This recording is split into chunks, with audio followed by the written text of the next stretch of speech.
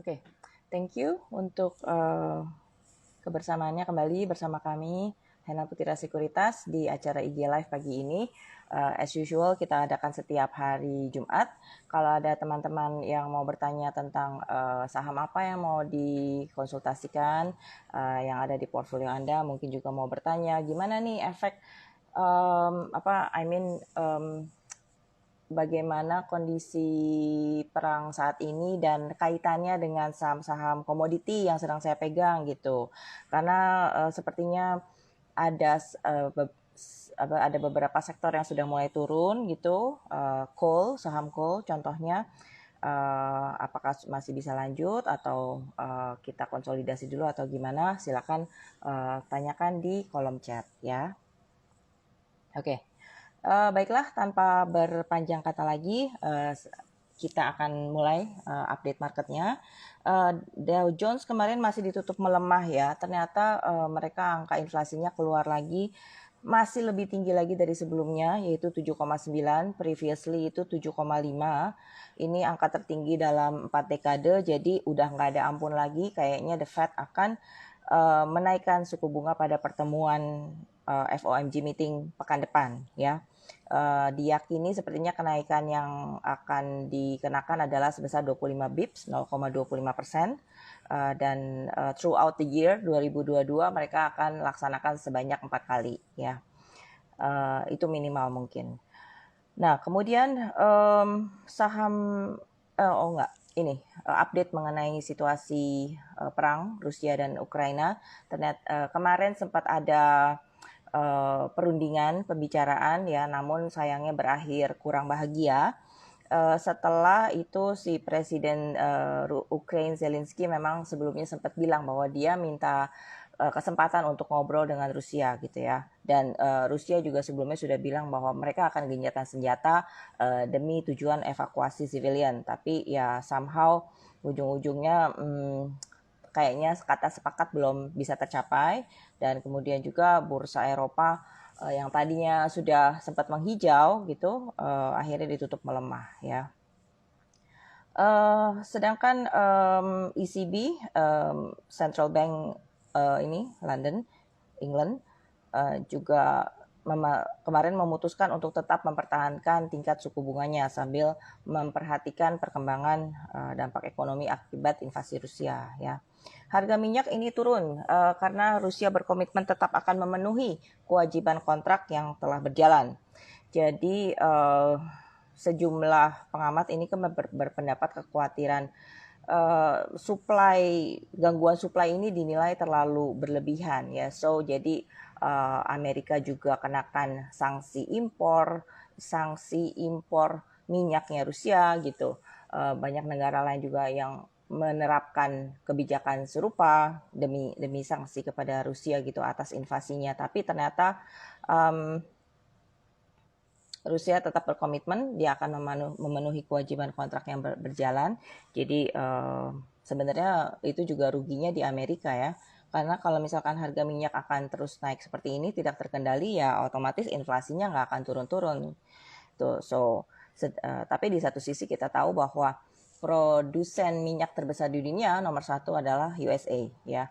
Sementara USA itu bukan termasuk negara OPEC. So I don't know benernya mereka itu sedih apa senang. Oke. Nah, kita lanjut. Kemarin itu saya ada kelas asli analis yang biasa diadakan oleh Hena Putira Sekuritas. Coba dipantau aja kegiatan kita gitu, tiap bulan biasanya ada 2 kali, satu untuk technical analysis, satu untuk fundamental. Nah, yang kemarin itu technical analysis. Saya membahas dampak perang terhadap saham-saham komoditi dan pada harga komoditi dunia pada khususnya gitu. Oke, mungkin perlu kita bahas juga ya yang coal, posisi coal saat ini. Kalau lihat chart coal saat ini harus pakai monthly chart ya, karena harganya udah naiknya udah fantastis banget gitu. Dari sejak awal tahun itu, nah posisinya level terendah ada di angka 171, sedangkan harga coal sekarang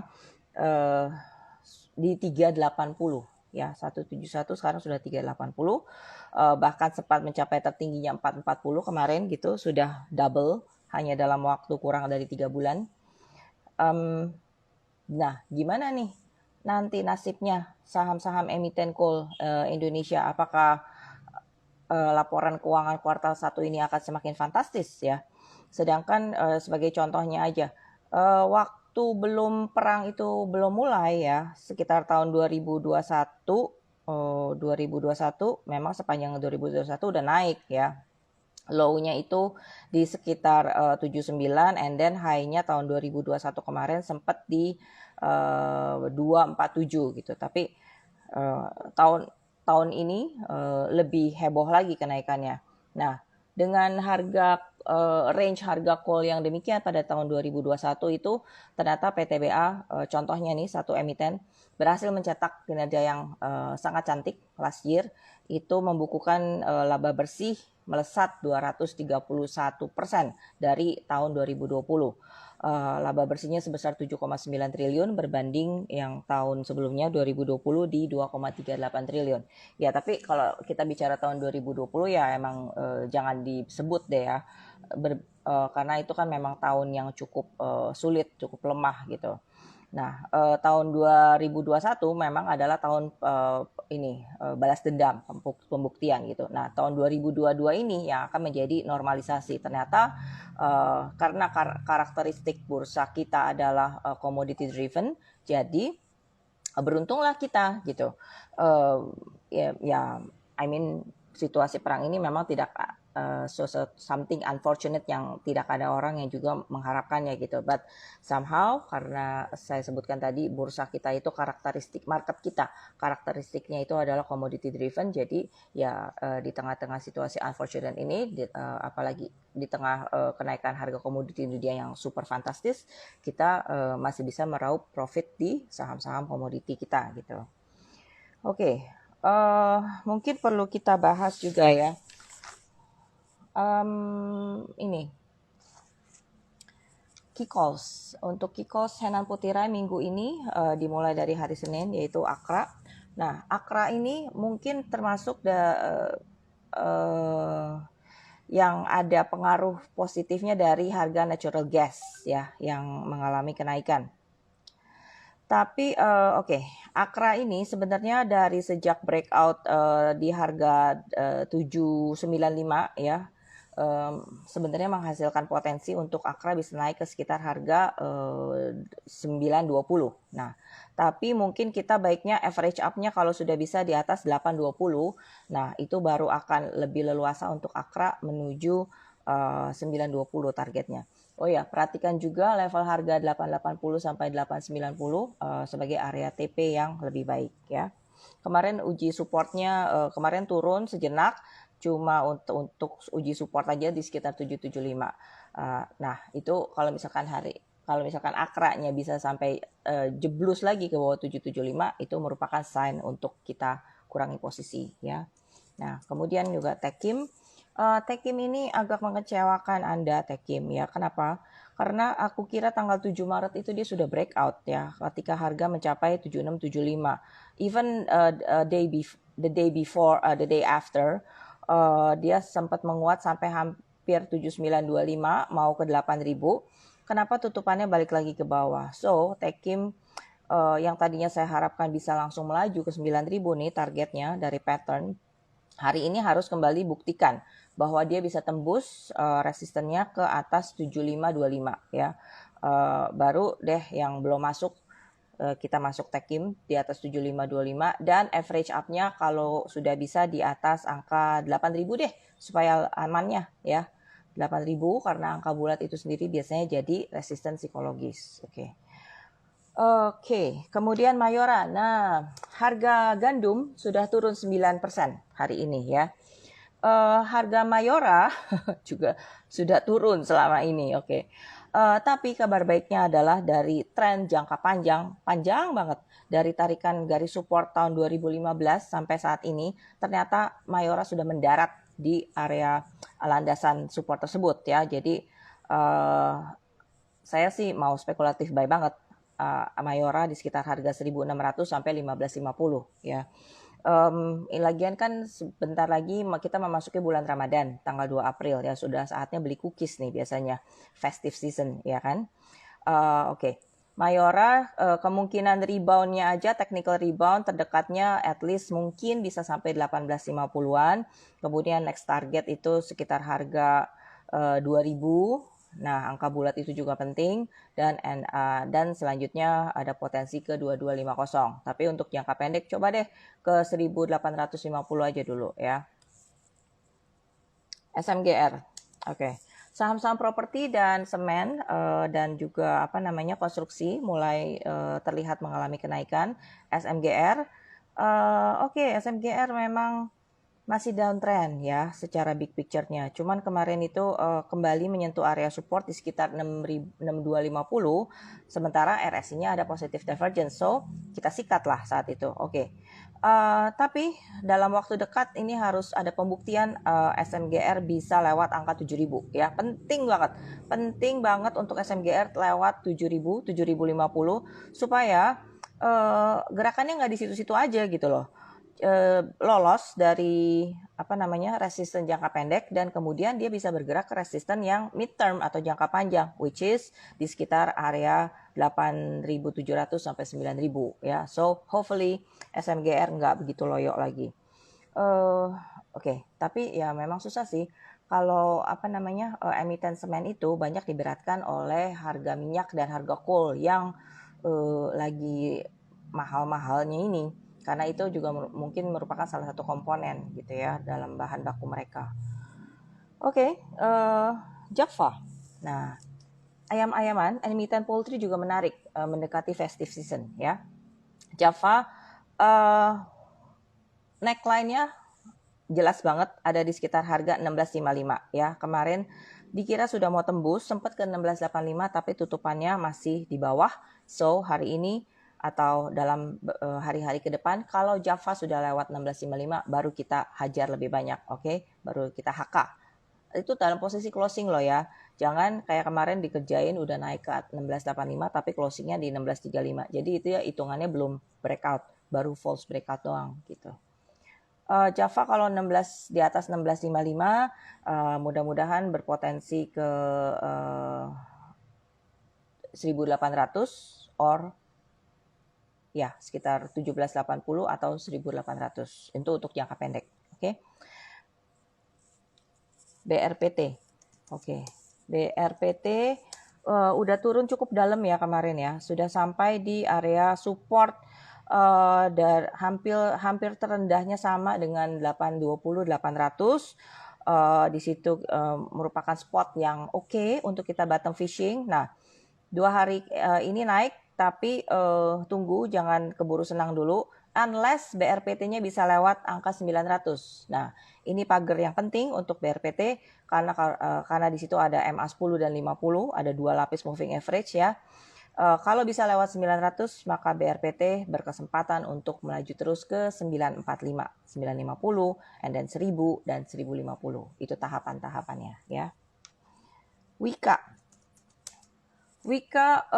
kita rekomendasikan kemarin sudah sebenarnya memang masih tren turun, tapi mungkin ada potensi penguatan. Untuk jangka pendek coba ke 1080 sampai 1100 dulu deh. Kalau dia bisa dan ini masih adalah resisten dari channel jangka pendeknya ya. Tapi kalau Wika bisa lalui resisten ini ke atas 1100, nah itu tren turunnya yang dari bulan Oktober tahun lalu itu bakalan patah ya, bakalan patah dan memberikan potensi target penguatan sampai 1300. Oh ya, by the way, katanya hari ini juga kepala ibu kota baru mau diumumkan ya. Nah, mungkin ini akan membuat perhatian kita tertuju juga ke situ, dan bagaimana blueprint pembangunan di sana mungkin akan lebih jelas ya kan, dan hopefully banyak BUMN karya yang akan mendapatkan proyek di situ. So mungkin ini bisa jadi udara segar untuk emiten konstruksi hari ini ya. Oke. Emiten properti juga banyak yang naik nih. Ada yang udah naiknya lumayan tinggi, tapi yang menarik adalah salah satunya SSIA ya. Tips untuk hari ini kita perhatiin karena finally sejak penurunannya awal tahun ini sampai kemarin tuh dia mulai bottoming ya, sekitar 2 minggu. Kemarin mulai menunjukkan 2 hari yang lalu sebenarnya sudah mulai breakout dari MA20 dan menunjukkan potensi kenaikan lebih lanjut. Oke, SSIA mudah-mudahan bertahan di area support dekatnya sekarang di 355 ya. Dan punya potensi untuk melaju terus ke sekitar harga 400 sampai 410 untuk jangka pendek ya. Untuk target yang lebih jauh sebenarnya ada angka yang lebih ideal di sekitar 450 sampai 460. Sementara bagaimana dengan PTPP? Oke, PTPP juga menunjukkan breakout dari tren turunnya. Sudah breakout dari tren turunnya. Ini lebih bagus dari Wika, lebih menjanjikan seenggaknya. Oke, supportnya di sekitar angka 980. Ada 2 lapis moving average dan dia juga sudah mematahkan tren channel turunnya. Jadi sepertinya lebih promising menuju ke arah target 1050 ya, sejauh-jauhnya. Saya sarankan average up kalau sudah bisa di atas 1050. Kemudian ada target yang lebih dekat kalau kita mainnya tradingnya lebih pendek time frame-nya di sekitar angka 1130 sampai 1150 untuk PTPP ya. Oke. Angka bulat 1000 akan jadi penentuan hari ini apakah PTPP bisa dipertahankan di 4 digit atau harus terjerembab lagi ke area 3 digit ya. Oke. Itu aja teman-teman. Oh ya, tunggu sebentar. Satu lagi deh IHSG-nya. What are we going to be? Where are we going to be today? Melihat penutupan kemarin, sepertinya bisa kita kategorikan bahwa uji support ya kemarin 3 hari ini uji support terbilang sukses, berhasil lah gitu ya. Area support dari channelnya itu, lower channelnya di sekitar harga 6835 kayaknya kuat bertahan ya. Dan penutupan kemarin juga sudah berada di atas MA 10 dan 20, so saya harapkan kita bisa asumsikan bahwa tren naik IHSG ini cukup kuat, masih intact ya, dan hari ini akan mencoba untuk atau dalam waktu-waktu dekat akan mencoba untuk menuju ke level resisten berikutnya di sekitar 6970 sampai 7000, balik lagi ke angka 7000. Oke? Ya. Oke, saya rasa itu aja teman-teman. Thank you untuk perhatiannya. Semoga kita lalui akhir minggu ini dengan situasi market yang masih bisa menghijau ya, dan terutamanya juga portfolio Anda menghijau. Oke. Thank you untuk perhatiannya. Happy trading. Semoga cuan selalu dan juga sehat selalu. Sampai ketemu minggu depan.